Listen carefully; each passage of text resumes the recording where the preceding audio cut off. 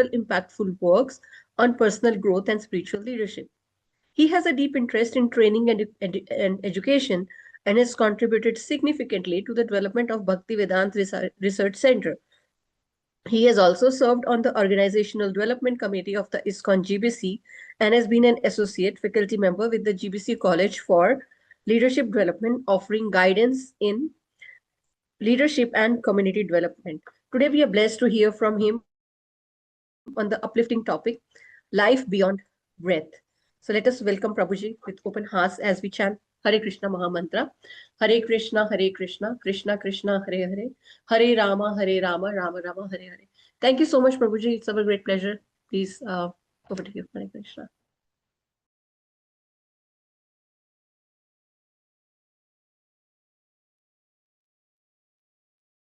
Hare Krishna, Mataji. Are you able to hear me? Yes, Prabhuji. Crystal clear. Thank you.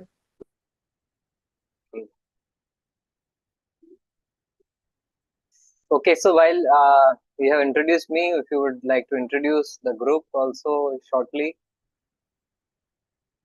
Yes, Prabhuji. So we have quite a few devotees from all over the world. Some of them are doing the kids, and some of them are advanced devotees as well. So it's a mixed group. Uh, yeah. Wonderful, wonderful. Thank you. Thank you so much, Mataji, for hosting these sessions. So we'll begin with prayers. Om Agyantimirandhasya ज्ञानाञ्जनशलाकया चक्षुरुन्मीलितं येन तस्मै श्रीगुरुवे नमः।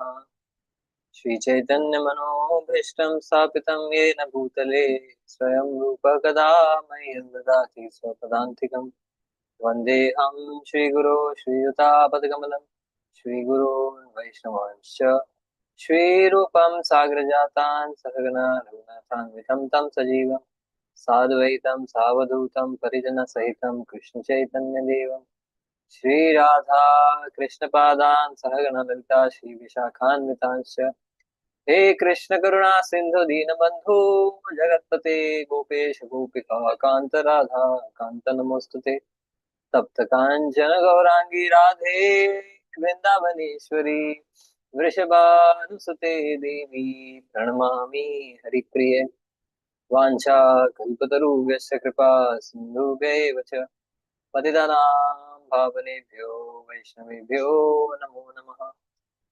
जय श्री कृष्ण चैतन्य प्रभु नित्यानंद श्री अद्वैत गदाधर शिवासादि गौर भक्तवृंद। हरे कृष्ण कृष्ण कृष्ण हरे हरे, हरे राम राम राम हरे हरे। नमो विष्णुपादाय कृष्ण प्रेष्ठाय भूतले श्रीमते भक्तिवेदांत स्वामी नित्यानंद। नमस्ते सरस्वती देवी गौरवाणी प्रचारिणे निर्विशेष शून्यवादी पाश्चात्य देश Tarini. Hare Krishna. Thank you all for joining, taking out your precious time on Sunday morning, I guess. So, for some of you who are in the US, for those other places, taking out your precious time on Sunday afternoon or Sunday evening. So, very grateful for that. And so, yeah, we are discussing this topic about life beyond breath. And I don't know why we are discussing this topic, but just like when I was asked about a topic, so this just came to my mind. So let's see what we come up with. There was once a teacher who was asking the students in the class, the different students, Beta, what would you like to become when you grow up? So the teacher was asking all the students, and then, as is the tradition, every child was like kind of anxious to reply, ki, oh, I want to become a pilot, I want to become a fighter pilot, I want to become an data scientist, I want to become a spaceman, go to the space. And so all kids were answering different things depending on whatever was hyped up by the media. in the general current affairs. So, how we borrow our life's aspirations based on what is famous, what is more popular, right? And then that, okay, nothing wrong about it. So while the teacher was getting very amusing answers, very uh, exciting answers from different students, so one boy uh, was asked, and he had a plain look on his face, and he said, "Ma'am, uh, I want to become happy." No, no, beta. I asked you the question. What will you become when you grow up? Hmm? Said, no, no, madam. I want to become happy. So the teacher again shrugged. She said, no, no, you misunderstood the question. The question is, what will you become when you grow up? He said, ma'am, I understood the question. I didn't misunderstand the question. You misunderstood life. Hmm? Is if life is just meant to become a position, a designation, uh, a, an achievement, or uh, some popularity, prestige, and all of possessions, etc., then we are basically limiting ourselves to something which we are not.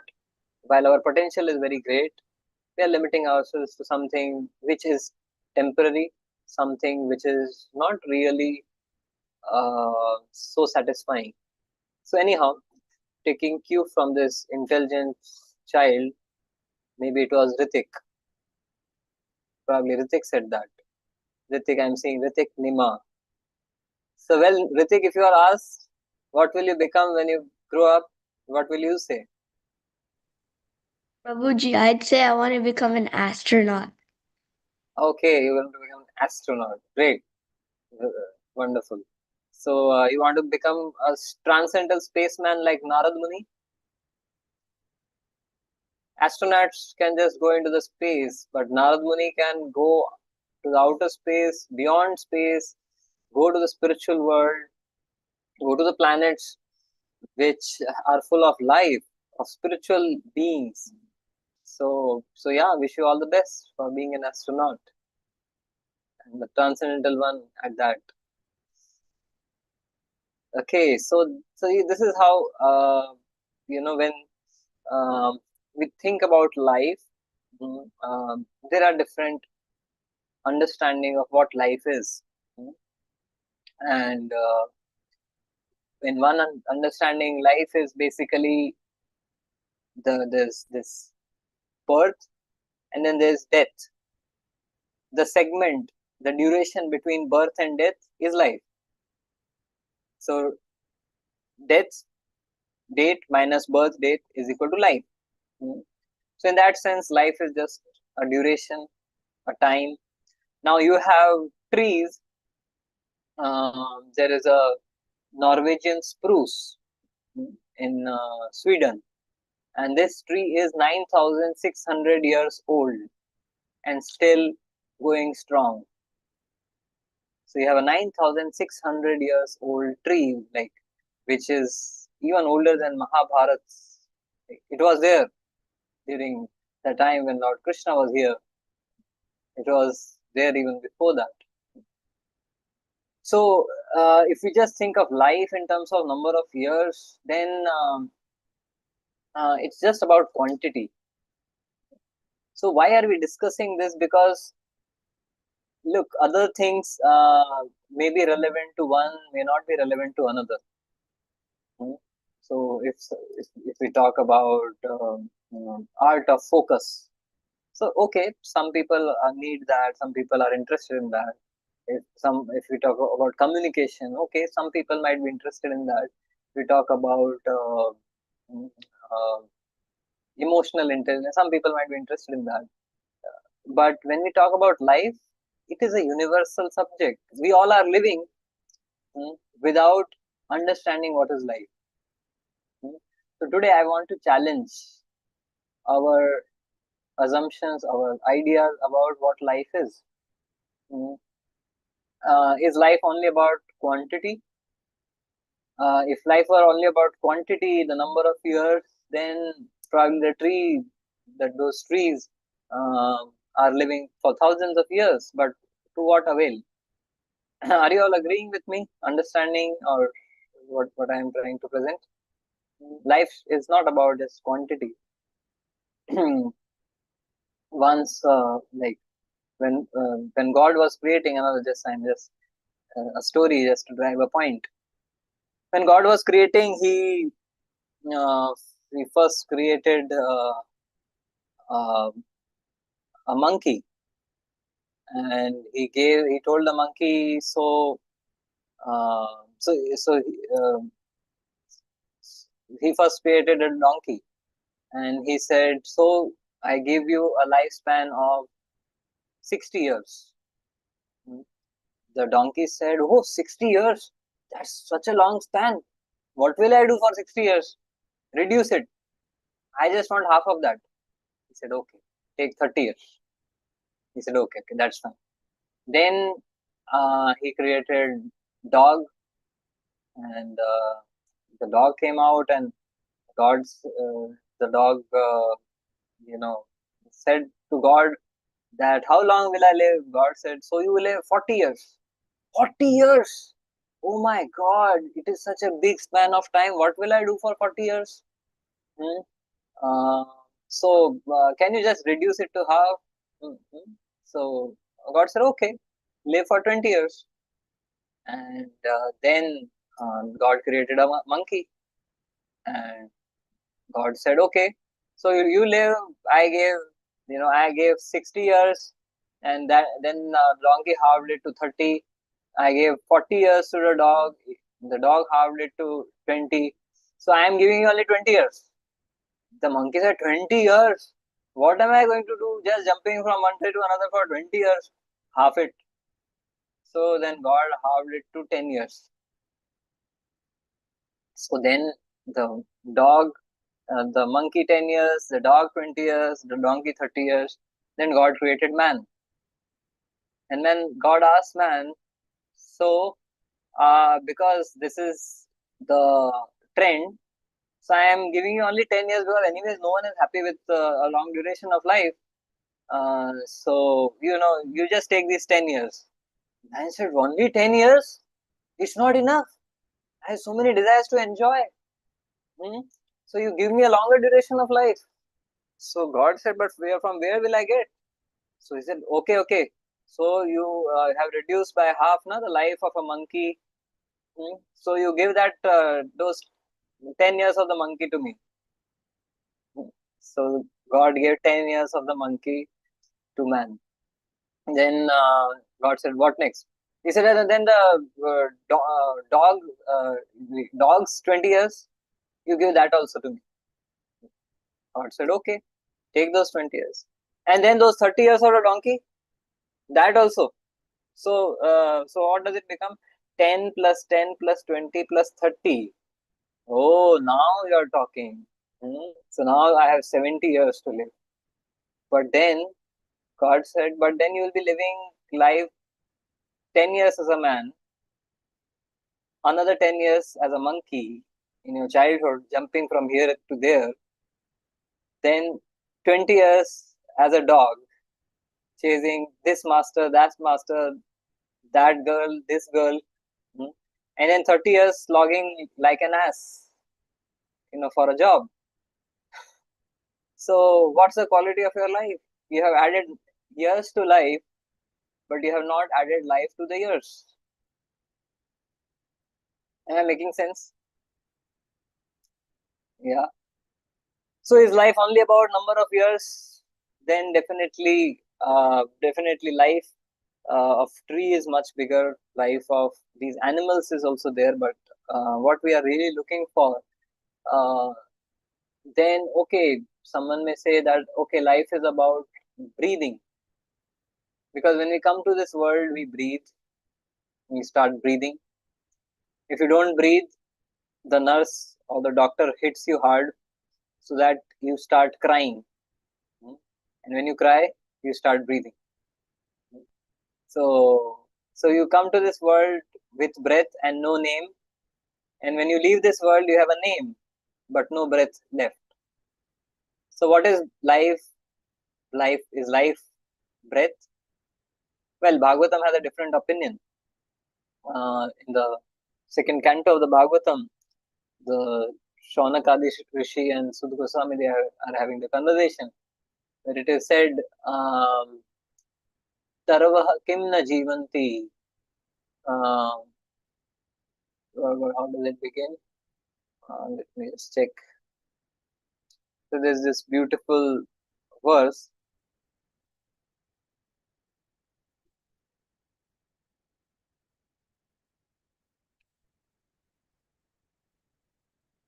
Tarvah kim na jivanti, bhrastra kim na shvasanti uta. Na khadanti, na medhanti, kim grama pashuvo pare.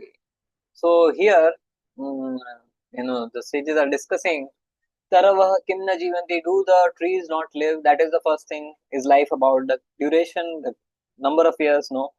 Brastra kimna shvasanti uta, the bellows of the blacksmith, don't they breathe? The bellows of the blacksmith, like these days, probably most of us have not even seen. But the bellows of the blacksmith from which he blows air, just as you have to blow blow air. So there's an air jacket, and from that, you blow air onto the hot metal. So does the blacksmith's bellow doesn't breathe? Yes, that also takes in air and pumps out air. So life is not just about breathing. Life is not just about the number of years. Then what do we mean by life? Is life about the great life, the big American dream, geo life, king size, have a king size life. You just had everything that that makes a great life. So they say, I heard from Keshav Maharaj was saying that they say a great life means three things: degree, naukri, and then chokri. So if a boy gets these three things, then life is set. A great degree, great naukri, and chokri. So then life is set. So the thing is that are we just meant to hunt for a degree, a job, a partner, and that's it? Now talking about this great dream, the living life, king size, having a lot of opulences, resources, wealth, and fame and whatnot. Now the question is that can everyone afford it? In today's world, there's so much of disparity, the haves and the have-nots, and it has never been so pronounced. The disparity that is there today, although we are speaking of equal rights, the world is clamoring for that we are modernized, we are advanced. There were times when there was discrimination, there was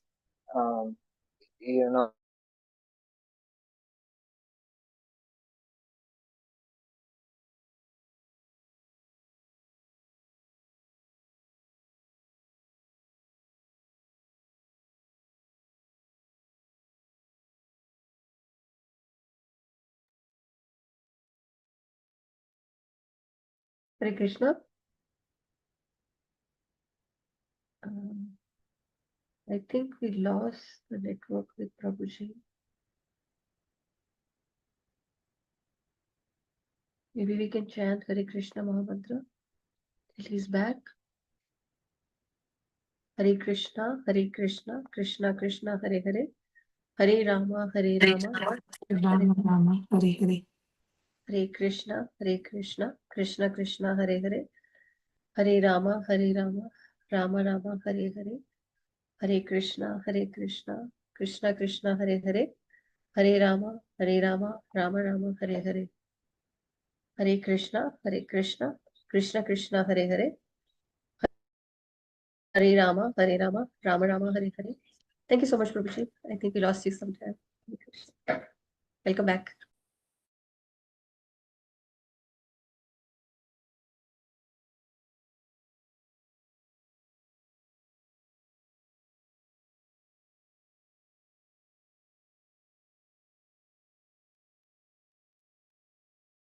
Hare Krishna. So we were just discussing that. Yeah. So it does great life mean that just having all of these facilities and resources. So the disparity and discrimination in terms of wealth distribution in the world today, it is at its peak.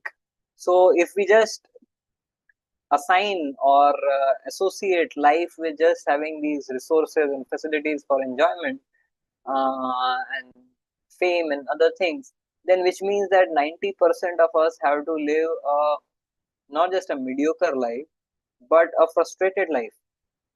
Because the fact of the matter is that there are only like the top 10% who are having the life which rest of the world is dreaming about. Is it not? So the first question is that the first challenge is that of inadequacy. Inadequacy means everyone cannot have it. Everyone cannot have the life which the Bollywood and the Hollywood and social media uh, project, right? So the Insta life, which is there on Insta, no one lives the Insta life. It's just there, to show.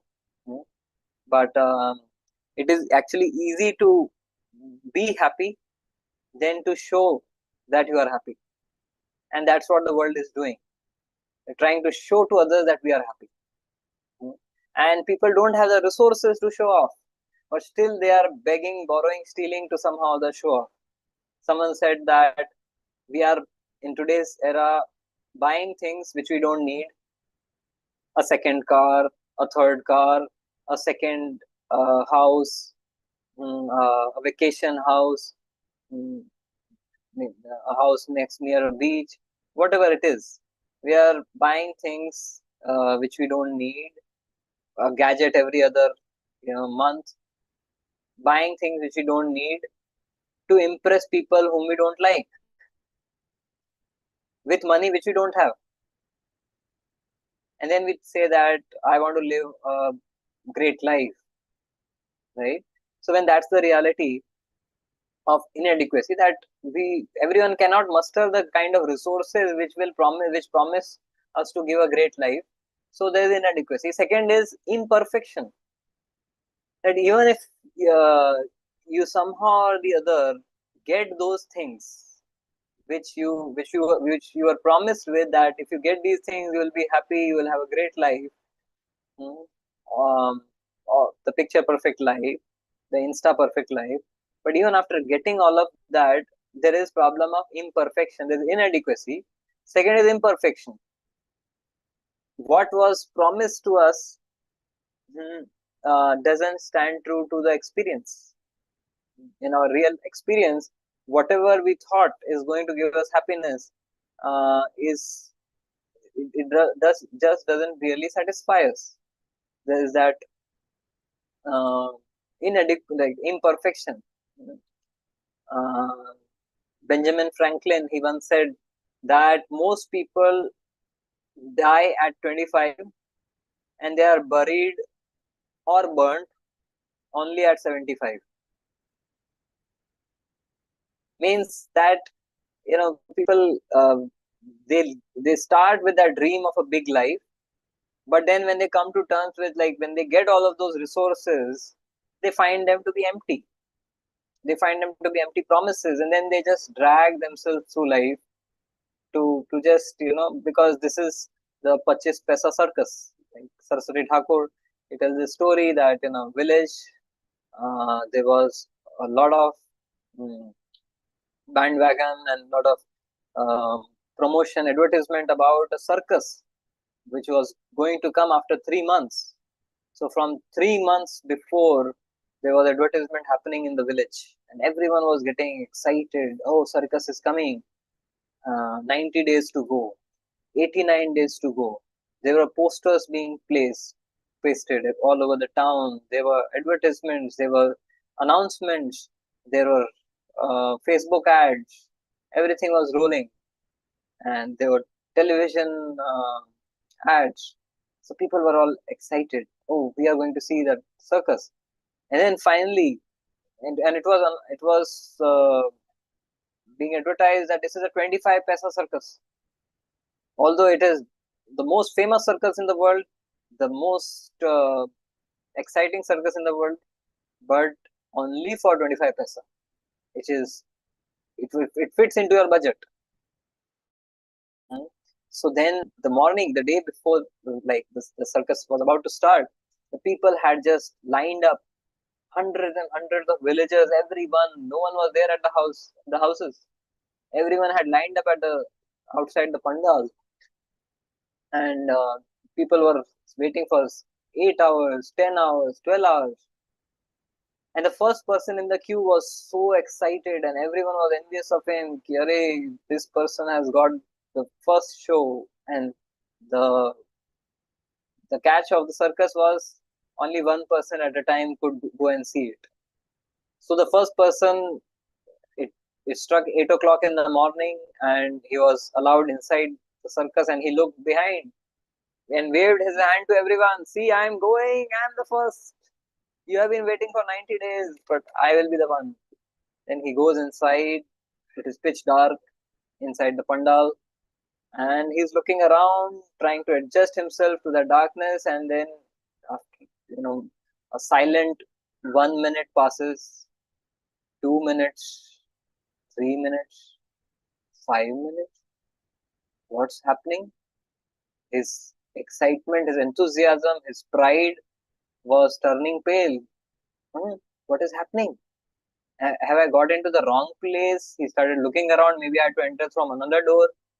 And then he started asking, "Arey, koi hai idhar? Is there anyone around? Arey, don't you know I have stood in the line for 16 hours? Show me circus. I have come here to see the circus. Baba, others are waiting. Show me, quick, quick."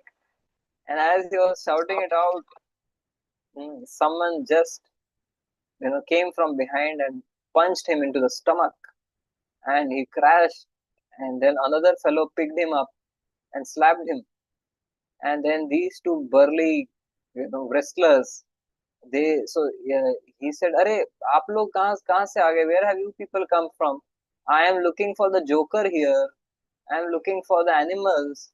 Why are you people getting in between?" They said, "You are the joker." And you are the animal.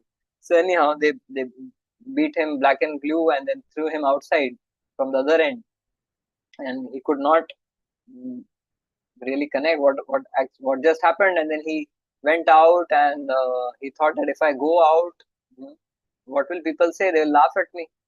So he said, "There's probably something wrong with me. Maybe I had taken the wrong turn. I had landed up at the wrong place, and then people are going to make fun of me." So he just tidied himself up, just dusted all the dust, and did his hair, combed his hairs, and then went out with his chest swelled with pride, which was broken actually, but swelled with pride. He told, "What a circus, man! What an adventure! What excitement! What thrill! Matlab, I can't wait to see it another time." And then when he told this, the second person in line was excited, and then everyone was cheering. The second person went, expecting that thrill, but he got a grill. He again got beaten black and blue.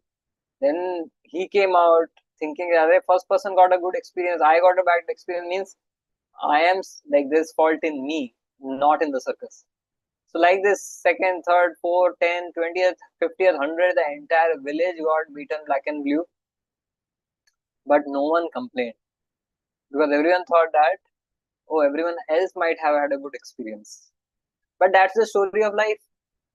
Each one of us here on the call, outside the call, have been beaten, are being beaten, and will be beaten black and blue by Adi Dhaivik, Adi Bhautik, Adhyatmik Klesh.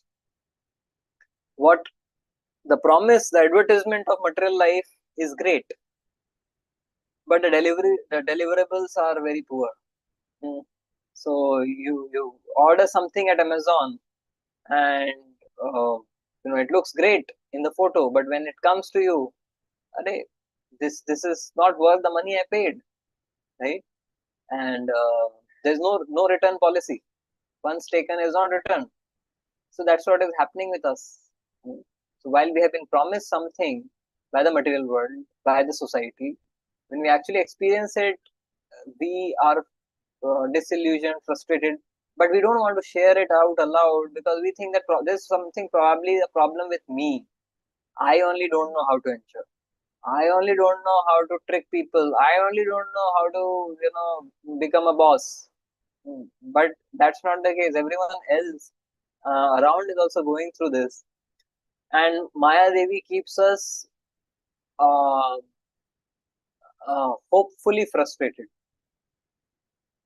So Maya Devi is also very smart. She doesn't make us hopelessly frustrated.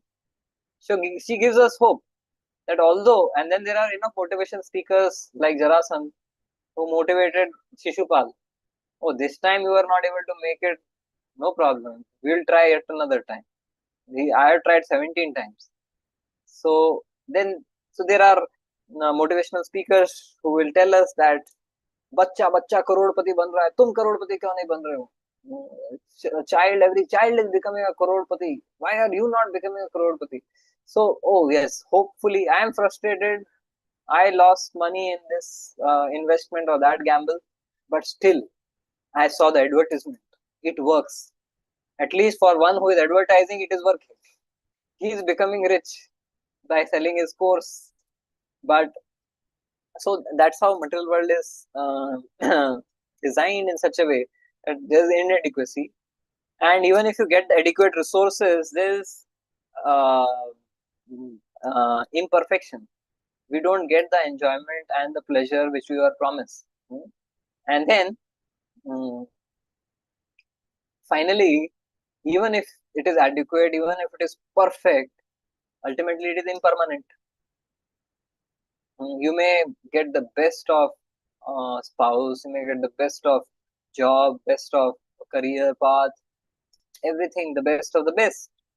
But then still, in this world, the things and people will leave us, or we will leave those people, or time will separate us. Is it not? So the objects which give us the maximum happiness are the same objects which can give us the maximum pain, and that's the law of life.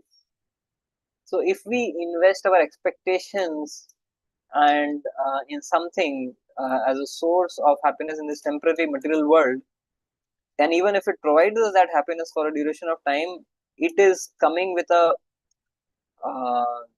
with a flip side of even greater pain, right? So because happiness and distress are two sides of the same coin, they are twins. Krishna says, "Ye hi samsparshaja bhoga dukkhayo nayevate adi antavanta tukante anateshu ramate buddha." That the pleasure, the spelling of pleasure, Krishna says, can someone spell pleasure for me in the chat box? Yeah, you Yes, can speak. P In the L chat E box A also, S. if people can roll the spelling of pleasure. Yeah, I think it will be a good activity for kids. Yeah, Prabhuji, they started. Yeah, Sanvi is saying Pleasure. Any others? Any other guesses, responses? Pleasure. Everyone is saying wrong spelling. That's wrong. You check. Even if you check the Google will also say Pleasure. But Krishna gives another spelling of pleasure. He says, "Ye hi samsparshaja bhoga dukkha yonaya evate adi antavanta tu kante anateshu ramate buddha." He says, if you think what pleasure is derived by the contact of senses with the sense objects, Samsparshaja bhoga. You are thinking it is bhoga. He says, no, it is not bhoga, it is roga. Adi antavantatu kaunteya. It has a beginning and an end. Dukkha yonaya evate. It is going to breed greater misery than the potential of pain in this world is greater than the potential of pleasure. So Krishna is saying, Dukkha yonaya evate. It is surely not pleasure. It is the spelling of pleasure as per Krishna is not Pleasure. It is Painsure. Pain sure. Krishna is saying what you are indulging in thinking that it is pleasure, it's not pleasure. It is pain sure. Na teshu ramate buddha. Those who are intelligent, they won't indulge in, they won't fall for the false promises of material pleasure or material happiness.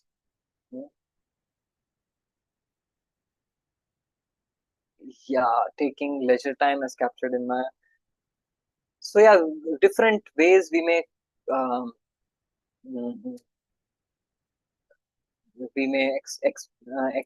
expect that pleasure may come, but until the time our search for pleasure or happiness in this world is only in contact of senses with sense objects in different ways, in terms of uh, eating, sleeping, mating, in terms of leisure, hobbies, in terms of T20 matches, in terms of any type of sports, adi antavanta, like that. So therefore, what we have discussed so far is what life is not. Life is not just a number of years, because we may have added years to our life with modern medicine, but have we added life to our years? Or as Benjamin Franklin said that most people die at 25 and they are buried only at 75.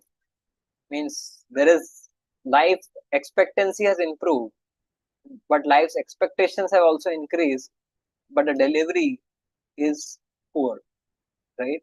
So life is not number of years. Life is not just the breathing. Asuramante iti asura. The definition of an asura is someone whose goal of life is to increase his lifespan, increase his breathing. So you have Hiranyakashipu, Ravan, who just wanted to become immortal. So that's also not life. Then does life mean like you have a king size life, you have all the resources, facilities for enjoyment, the position, the possession, the prosperity, the power, the prestige, uh, all of those things, popularity? No. That also is not life, because we see there are three problems. There's problem of inadequacy. Everyone cannot afford that life, which we all see on the silver screen, which all of us dream about, but only a very trickle few actually end up getting those resources. And even if those get those resources, uh, they find them to be imperfect. The pleasure which was promised doesn't actually occur. And the third thing is, even if you get the perfect things, ultimately there is impermanence. So having discussed what life is not, we need to quickly move into what life is actually meant to be. So man is trying to find life on the moon and the Mars, and has forgotten here how to live life on Earth. We are killing life on Earth. People are killing animals, lock, stock, barrel. They are killing livestock, animals, and then talking of finding life on Mars and moon. So we don't respect life here on Earth, and we are talking of finding life on other planets and other universes. Well, we have not yet learned to live life here on Earth. So therefore, Bhagavatam gives us the true understanding and definition of what real life is. So Srila Prabhupada tells us the story of a great sannyasi who was traveling along with his disciples. So the sannyasi comes across a prince, and the sannyasi blesses the prince, Chiranjeeva, Rajaputra Chiranjeeva. Oh, son of the king, live a long life. So, well, the prince was happy, he received the blessing. Then the sannyasi and the disciple, they went further, and they saw a butcher. uh,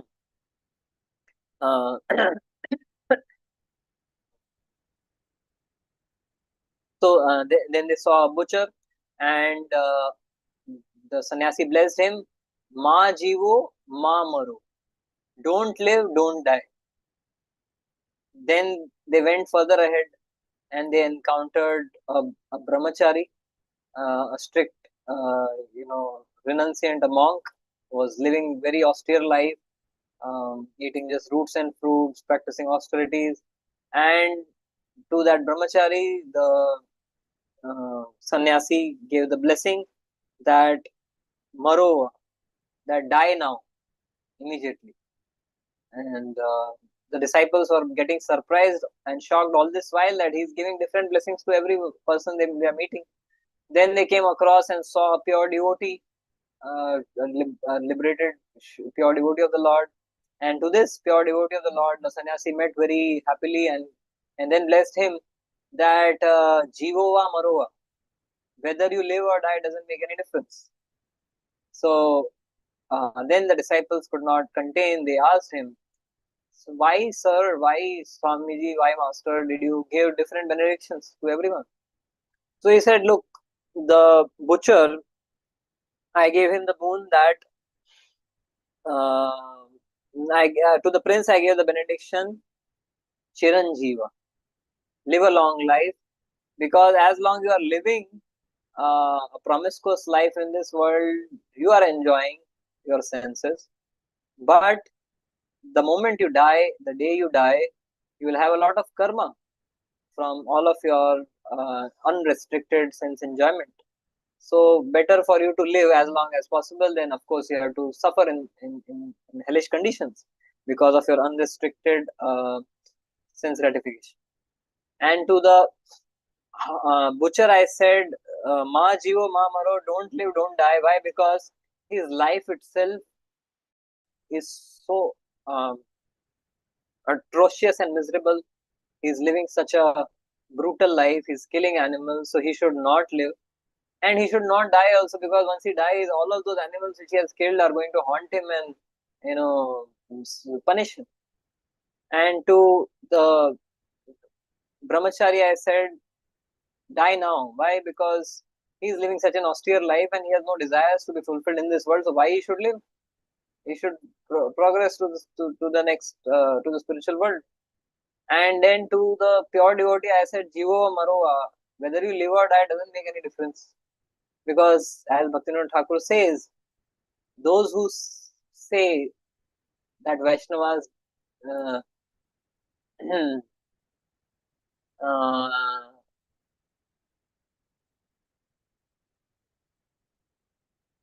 what is that?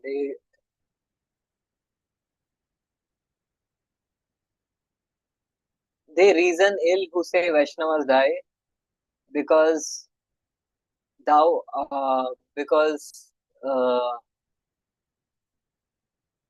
thou art still living in sound. Vaishnavas die to live, and in living spread the holy name around.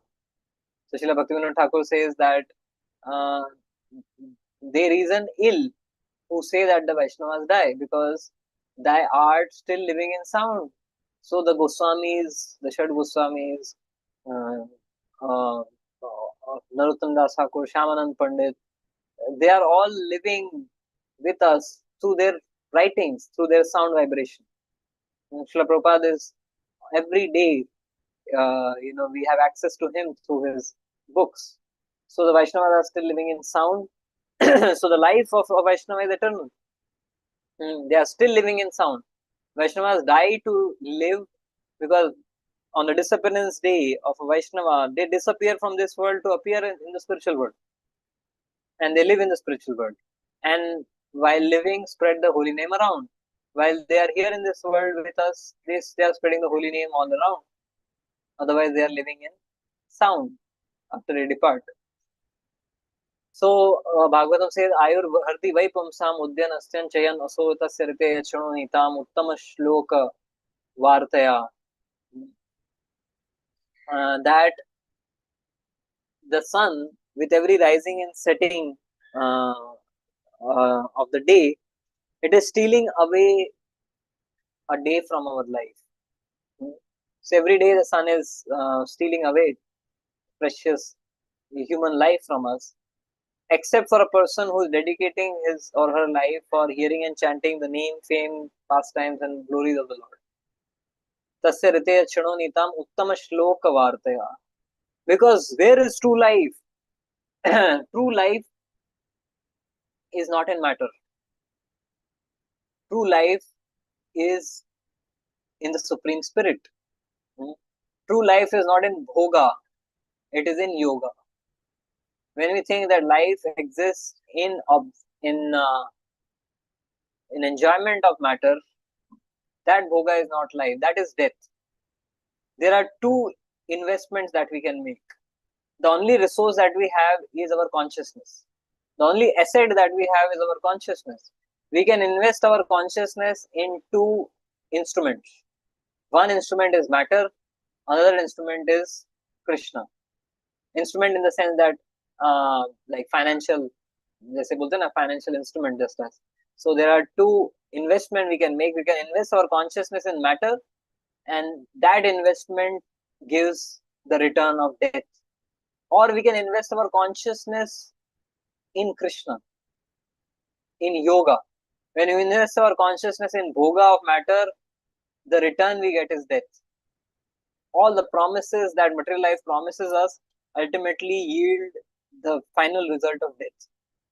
Whereas when we invest our consciousness in Krishna, we reap the result of that investment is eternal life in spiritual world.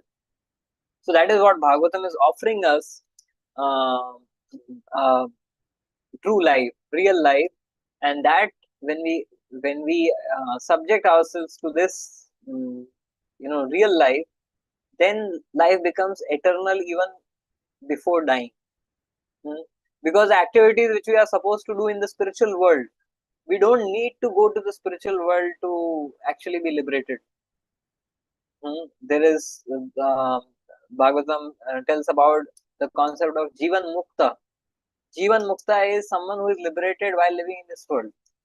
It's a revolutionary concept which only Vaishnavas can speak of. For others, you need to actually die to become liberated. But for a Vaishnava, he is doing the activities which he or she is supposed to do in the spiritual world. For becoming truly Brahman realized, you have to actually go and merge in Brahman. Till the time you are embodied in a body, you can't be Brahman, fully Brahman realized. Right?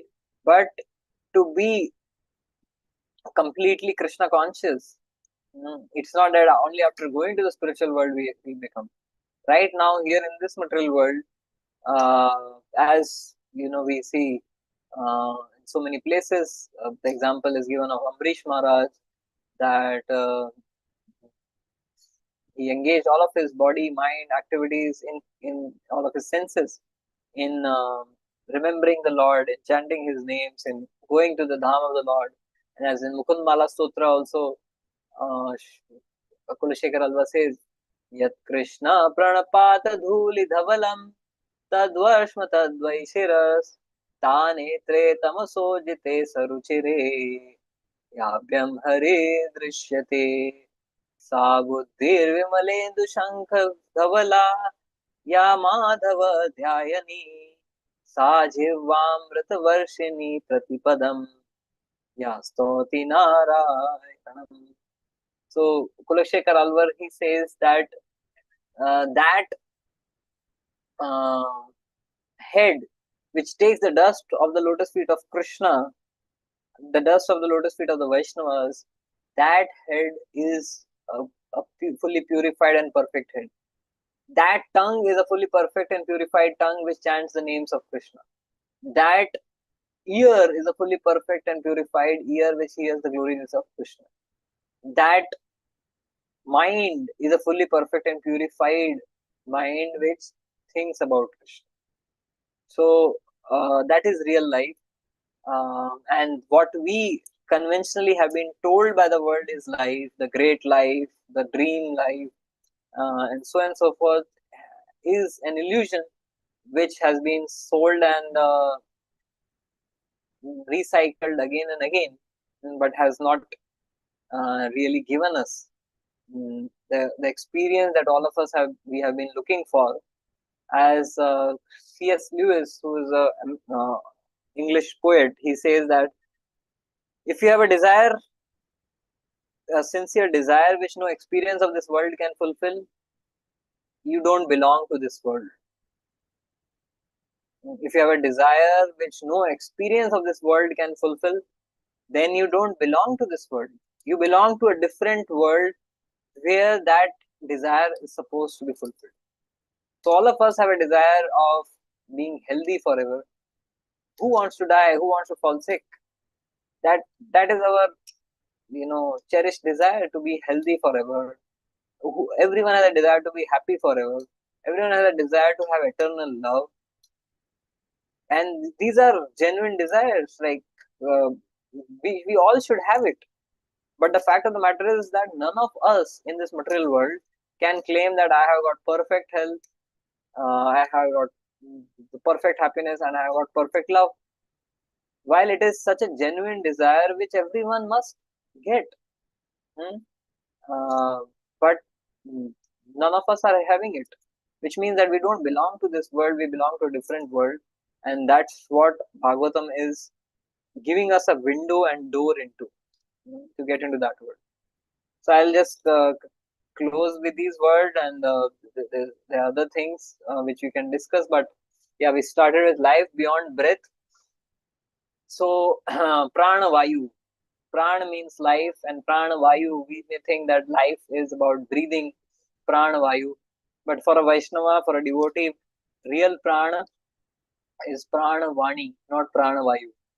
Our real life is the chanting of the holy names of the Lord, is chanting of the glories of the Lord, Krishna Nam, Krishna Katha, Krishna Kirtan. Hearing and chanting is our inhalation and exhalation. For a Vaishnava, how does a Vaishnava graduate into eternal life? By learning to do the pranayam of Shravanam and Kirtanam. Just as for the body, to have a healthy body, we do pranayam, anulom vilom, box breathing, anulom vilom pranayam. Inhale, deep inhale, exhale. How does a Vaishnava do this pranayam? For a Vaishnava, the prana is the holy name, and hearing that holy name is inhale. Hearing Harikatha is inhalation. Without inhalation, there is no oxygen. Without oxygen, there is no life. So if we don't inhale Harinam, if we don't listen to Harinam, if we don't inhale Kirtan, if we don't inhale Krishna Katha, we have no oxygen. We have no fuel to have a spiritual life. And then when we inhale and make it our own, what we inhale in terms of Harinam, Harikatha, Harikirtan, when we inhale, then we share it with the world. And that sharing it with the world is exhale. You speak Krishna Nam, you speak Krishna Katha, and you share that holy name, the Krishna Nam, Krishna Katha with the world. That is exhale. And that is the Prana Vani. That real life of a Vaishnava is in hearing and chanting. And that is giving us life in this world, spiritual life in this world, and will give us eternal life, birth, beyond this death, beyond breath, to go back home, back to Godhead. Okay, thank you very much. I have been speaking for a long time. Don't know whether I made any sense, but thank you for staying back and listening. Very cool. Thank you so much, Prabhuji. It was a wonderful session. You give so much thought, things to think about. And I really like the point where you said the life of a Vaishnava is pranamani. We exhale and we inhale, along with other thing. The story that you told, it's amazing. It's wonderful that Actually, Arjuna was in, one qualification of why Krishna spoke Bhagavad Gita only to Arjuna. They say it's, I think, a folklore. is that Arjuna, even in his sleep, every pore of his body was chanting Krishna's names. Krishna, Krishna. So that is life. It's beautiful, Prabhuji. Thank you so much for bringing attention to that. And it's amazing. And the way that you told the story about like everybody is being beaten up, but nobody wants to reveal that they're getting beaten up. So that's actually the essence of life. That's of at least material life, I would say.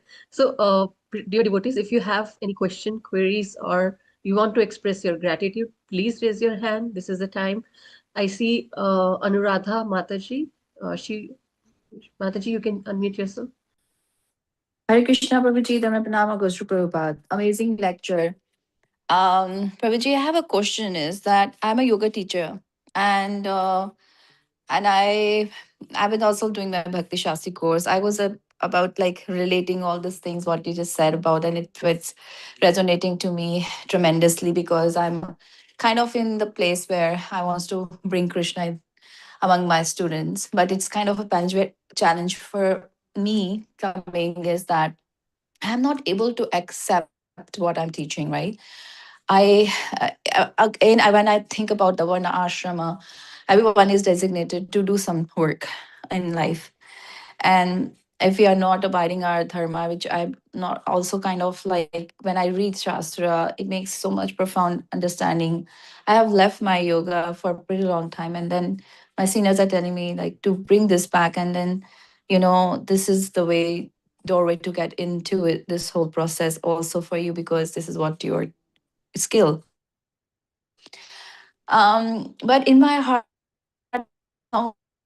other, I feel like I'm getting tired of like being to understand this and how to balance these two things together. I just like made a video on pranayam, trust me, and I just like telling everyone to pranayam to do, my to be mindful of your breathing, because the conscious breathing itself is like taking toll from our life, and we are not actually healthy, not feeling healthy. So we are puffing, huffing, how we are actually make Krishna happy. Reading Shri Prabhupada Ji Leela Amrita, and I'm also understanding like Prabhupada Ji also like taking care of his body. He's like, Can you please tell Prabhuji what exactly is the question here? so I yeah, Because we're a little from bit short of time. Sorry. no, you're perfectly, yeah, I totally understand. So I think Prabhuji, you must have understood. Thank you, I appreciate. Then Pranam goes to Prabhupada. So now you are left the onus on me to decode it, but I'll try. So basically, you are a yoga teacher and you speak about pranayam and a healthy life, and but at the same time you have great appreciation and your heart is in the teachings of the Gaudiya Vaishnava Parampara. So how do you really balance the two? So the thing is that Krishna says in the third chapter of the Gita that Shariram Yatrapi Chati, that even to maintain this body you have to do some action.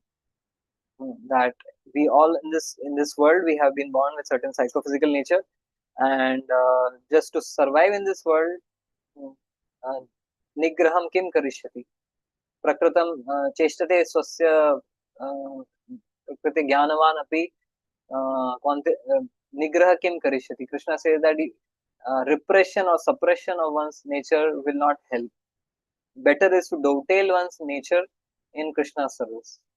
So yes, if you are a yoga teacher and you have been teaching yoga and you are good at that, so you need not discard it, because karma, jnana, and bhakti, the processes are there's bhakti has a very stark.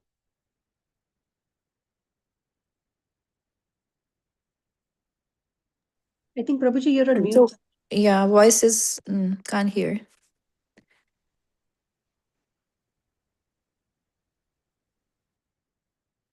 Hare Krishna, am I audible? Yes, Prabhu.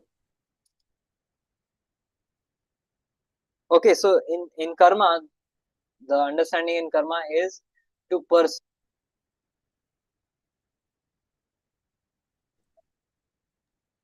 Prabhuji, somehow we're losing your voice again. I'm sorry.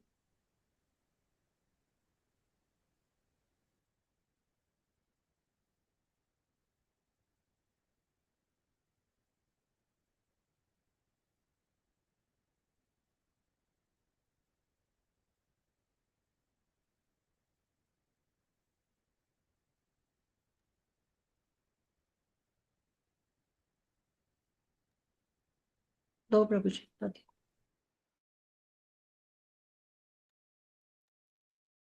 No. No? Yeah, now finally I can hear you, Prabhuji. Yeah, thank Okay. you. Thank So you. in karma, the paradigm is pursue material life and purge spiritual life. Basically, you have a material life, but you divorce yourself from spiritual pursuits or spiritual aspiration. In jnana, you pursue spiritual life and you divorce yourself from material life. Those who are in the path of jnana, for them, jagat mithya brahma satya. So for them, there's only spiritual life, there's no material life. For those who are materialists, there's only material life, there's no spiritual life. But bhakti is beyond both karma and jnana. So in bhakti, there is no material life, because a bhakta, a devotee, sees everything in relationship with Krishna. Um, he doesn't have a falgu vairagya, he has a yukta vairagya, where he sees everything in relationship with Krishna. So what a devotee does, he or she purposes his material life to power his spiritual life. Purposes means he dovetails. So purposes means you utilize something for a purpose. So you purpose your material life. Whatever your skill sets, your abilities, your talents are there, you purpose it for powering your spiritual life. So as a yoga teacher, you purpose your yoga teaching in such a way that you bring people from prana vayu to prana vani, and that will be the perfection of both material and spiritual. Okay, thank you, Anuradha Mataji. Hare Krishna, Dhanva Pranam. Very well, thank you. Appreciate. Dhanva Pranam. Thank you, Mataji. And Mihika Mataji, you can unmute and ask your question, please. Thank you very much, Mataji. Thank you very much, Prabhuji, for such an amazing class on life beyond breath and the amazing stories and how you tied it into the actual practical experience was really helpful. Prabhuji, I have one question regarding how you talked about the story of people killing themselves. I mean, like they make themselves suffer, but then they don't share to anyone. So, what part of us actually believes that my case is different? Like you said, I'm probably the bad person. Everyone else actually did good. So, what part of that makes us believe that my case is different when we see that others fail? Mm, Basically, it's there could be many factors, but on like what I can immediately think of is there are two things. One is the mm, soul's innate and uh, genuine desire to seek pure happiness, and because it is its birthright. It is a soul's birthright to have happiness, to have love, and to have lasting health. So Sat Chit Ananda is the birthright of the soul. And when it is your birthright, like you just can't believe how you are not getting it. Yeah, something which is so deeply programmed, which actually defines you, Sat Chit Ananda, it defines you. But then when you again and again interact with the world, you somehow, hope against hope. You don't get it and you can't just connect that, okay, this is what I'm meant to get. And I'm not getting it. So then you keep on trying.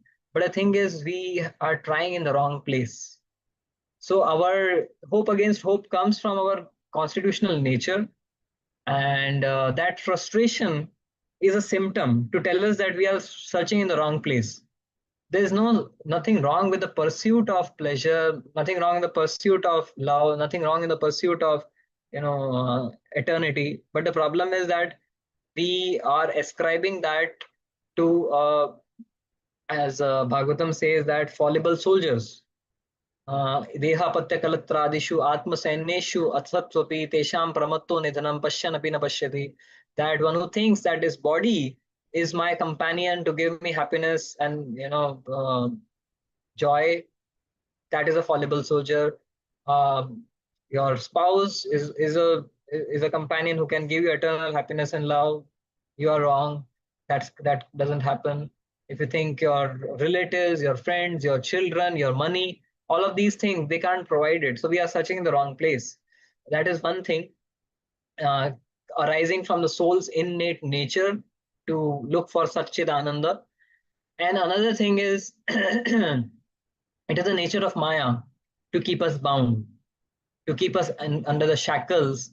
Um, uh, and that's how, even when we see in this world also, uh, even though a customer is frustrated, somehow the customer care department works in such a way that that they will somehow mend the relationship and keep the customer hopefully frustrated. Okay, you are frustrated with this product, look, we have come up with a new one, and you would definitely like it, and our, like, they will have very good customer service. But ultimately, that's how it is called Maya, that which is not. So Maya Devi also acts in a way to keep us hopefully frustrated, not hopelessly frustrated. It is Maya Devi's role to make us frustrated, to make us realize that we are searching in the wrong place.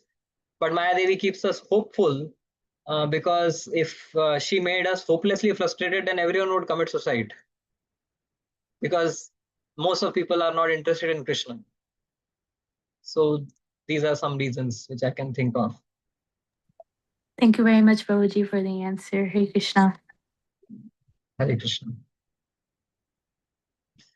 Thank you so much, Mataji. Riyansh and Ritik Prabhujis, you can ask your question, please. Hare Krishna. So, Yes, our Prabhuji, astronauts. so I have a question. So, at the beginning, why did God give the donkey 60 years and he gave the human only 10 years at the beginning? Oh, that is just a story we told. That's not a fact. It's just an anecdote. It's just a story, just to drive home a lesson, a point. It's not that God's design is perfect. He doesn't ask us. He makes a perfect design. He doesn't have to consult us. It is us who need to consult him. That what should we do with this design that you have given us? So he doesn't ask us and consult us, how many years do you need? He gives us a perfect number of years, but it is our problem that we misuse those years. So we should consult Krishna and ask Krishna, and we can consult Krishna through the Bhagavad Gita, where he really tells us, it is the user manual for the gadget of the human body, which you have got, and how to use it optimally. And you are at the right age, as Prahlad Maharaj says, Kaumaram Acharet Pragyam. Right from the age of 5, one should learn how to use this human life for its perfection. Okay? Prabhuji, I had one question. So you told us about like the sannyasi, he was going and giving people like blessings, either to live for a long time or to not live or not die, or to just die. And so I just had a question. Why did that sannyasi give the like prince, like why did he give him like a long life? Because of the karma. So the prince was given long life because he was living a promiscuous life of unrestricted extravaganza, and and once that is over, his life is over. He'll have to he has to pay the bills. So he had a gala time, but then the bill is coming later. So therefore, you're still told that probably live as long as possible, but then after that you have to pay for it under the nose.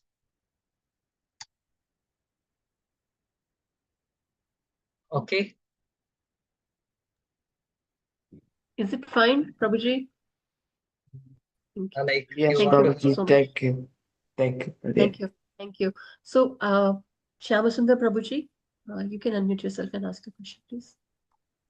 Hare Krishna Prabhu, Danvat Pranam. Hare Krishna. I'm sorry, Prabhu, I'm driving, so if I'm hoping that not my voice that is not being distracted or disconnected there. But thank you very much, Prabhu. I'm sorry I have joined very late, but the last part of your discourse that I heard about you speaking about the desires that you mentioned. So I have a question on that, if you do allow me, Prabhu. Please. So, Yes, Prabhu. Prabhu, in Srimad Bhagavad Gita, in chapter 14, verse number 8, and even 15 chapter, verse number 3 and 4, Lord Shri Krishna says that the desires are due to ignorance. This ignorance causes the desire. And even the Srimad Bhagavatam also mentions that the conditioned minds creates the desires for sense gratification. So if we were to understand this statements by Lord Shri Krishna, my question is that why does the soul have any desires to enjoy in the heaven, or not in a heaven, but in a supreme loka golok vrindavan, where we are part of Vaikuntha, where we should not have any desires. There is no ignorance in Vaikuntha. Hmm. So right now we are in the material world on Bhuloka, not in Goloka. And the fact of the matter is that we have material desires. So rather than asking that who created the mess, let's clean up the mess, right? So let's focus on now that these material desires are there. Now that we know these material desires are robbers, which are robbing us, as again Kulashekar Alva beautifully praised. Andhasya me अंधस्य मे हृत विवेक महाधनस्य चोरे प्रभो बलिवीरेन्द्रिय नामधेय मोहान्धकूपकुहरे विनिपातितस्य देवेषु देहि कृपणस्य करावलम्बम् अंधस्य मे हृत विवेक. So my senses and my sensual desires, they are like highway robbers. All of these material desires, they are like highway robbers, and they ambush us, they stop us on our spiritual journey. And what do? They steal our discrimination. They steal, first of all, our intelligence and discrimination. And when you don't have discrimination of what's right and what's wrong, you can be easily manipulated. Then you lose orientation and direction in life. So that's what these sensual desires, they become so overwhelming. They steal our discrimination, make us disoriented and disconnected. Chorer Prabhu Balibirindriya Namadheya. Mohan the Kupakure. Then what do these robbers do? They not only steal our true wealth, our discrimination, they plunge us into the deep dark well. Mohan the Kupakure, in the deep dark well of illusion, of maya, of ignorance. And then when you are in that deep dark well without any help, you become tormented by the adidevik adibhautik adhyatmic kleshas. And then there is a fortunate soul who cries out to God, who's beyond this well. And Devesha Dehi Kripanasya. He calls out, the devotee calls out to Krishna, "Oh Devesha, oh Lord of all the devatas, uh, Kripanasya, I am miserly, I am lowly, I am forsaken. Karavalambam, Devesha Dehi Karavalambam. Please give me your merciful lotus hand to pull me out of this material world." So rather than asking about, okay, why and how the material desires covered us in this Vaikuntha, we should now ask Krishna to bring us out of this world, out of this well, and into his living, loving company. So let's clean up the mess and not ask who created the mess. Thank you, Prabhu. I'm sorry I have not been able to articulate my question correctly, but even though that has answered the question that comes back repeatedly. So thank you very much for your time, Prabhu. Hare Krishna. Hare Krishna, thank you. Thank you so much, Prabhuji. Anuradha Mataji, you have another question. I see your hand raised. Sorry, Mataji. No. Okay, I mistake. Sorry. sure. Sorry, Thank you. Prabhuji. Yeah. Thank you, Mataji. Prabhuji, if you have time, I have one small question because the question that Shyamasundar Prabhuji asked, it's related to that So the yeah, we free can't will. deny you. No, Prabhu. So, Prabhuji, what about the free will? Like how? Because it's a double-edged sword, right? Although sometimes it so happens that we are aware that we are doing wrong, but still people tend to do it somehow. Even if in Mahabharata, Duryodhana says to Krishna, I know what is dharma, but at the same time, I have no interest in it. So, how are we going to, implement it? Mm.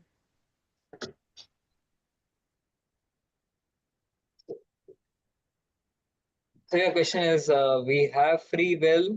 Krishna has given us our free will, but then we are afraid of our own free will because tomorrow what we will desire, what is, crazy free will desire, better, why doesn't Krishna program our free will and make us AI, give us AI generated desires, so that we don't have to bother about, desire, even desiring.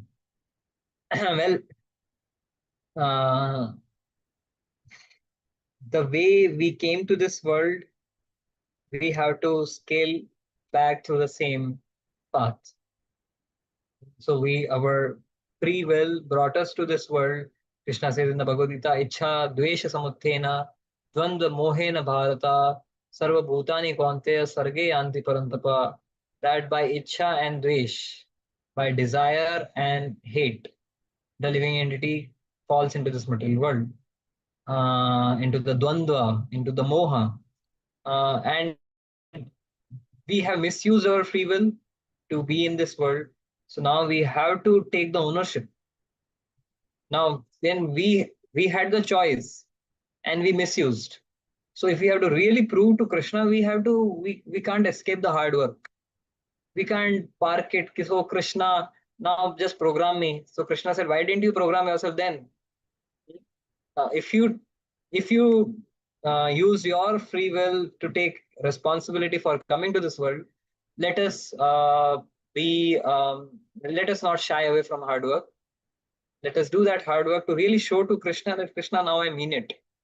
And that's where uh, the beauty of love manifests. The beauty of lust, the difference between lust and love is lust demands, love supplies. Lust exploits, love sacrifices. If there is no sacrifice from our end, how are we really expressing our love? We are not here to prove our love to Krishna. We at least have to express our love. And one beautiful way by which we can express our love to Krishna is by really sacrificing all the things which our mind may be telling us, the temptation may be drawing us towards. But then we sacrifice all of that to tell Krishna, Krishna, this is how much I need you, and I want you, and how much I value you.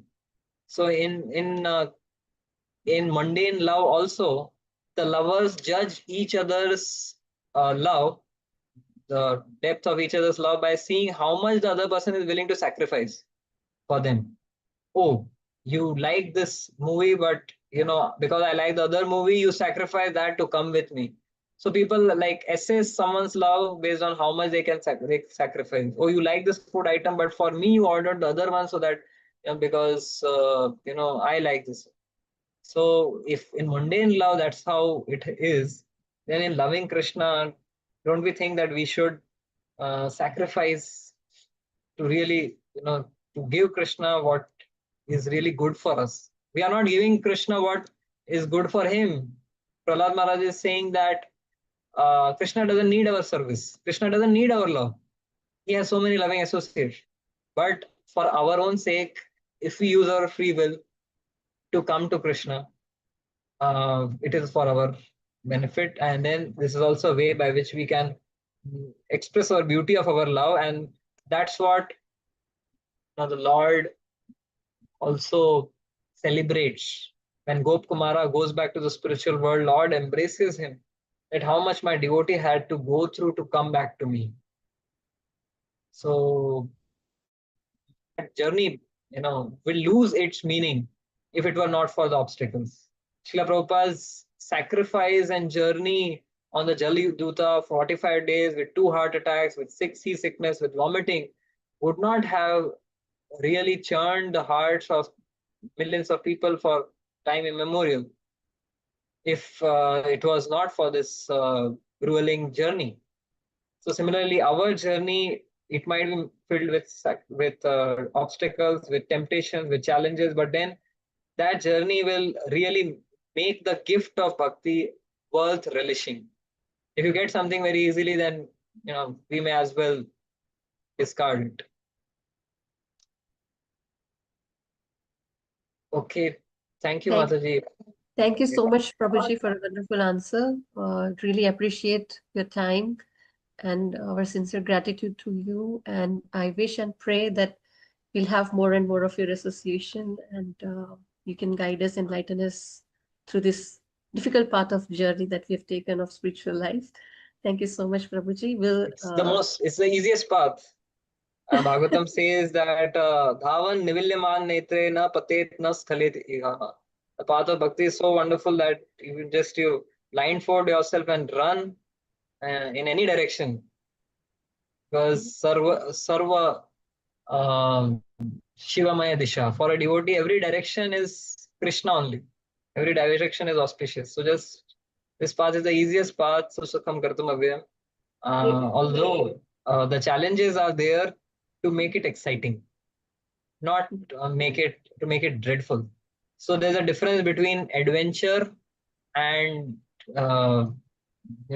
suffering. So the path is adventurous. Yes, Prabhuji, and the path becomes easier when we have the association of senior devotees like you, who can make it appear like easy, and by giving us some ways to Srila do that. Prabhupada's grace on this path. Thank you so much, Prabhuji. Really Thank you, appreciate Mataji. Hare Krishna. My obeisances to each and every devotee on the call, and we all let's with pray your for each permission. other's Yes. growth and progress in bhakti. Hare Krishna, Krishna Krishna, Hare Hare, Hare Ram, Ram Ram, Hare Hare. Srila Prabhupada ki jai. वाञ्छकल्पतरुभ्यश्च कृपा सिन्धुभ्येव च पतितनां पावनेभ्यो वैष्णवेभ्यो नमो नमः अनंत कोटि वैष्णव वृंद की जय श्री प्रभुपाद की जय thank you so much Hare Krishna. Hare Krishna. Hare Krishna, Hare Krishna, Prabhuji. Prabhuji. Hare Krishna. Hare Krishna. Hare Thank Krishna. you, everyone. Thank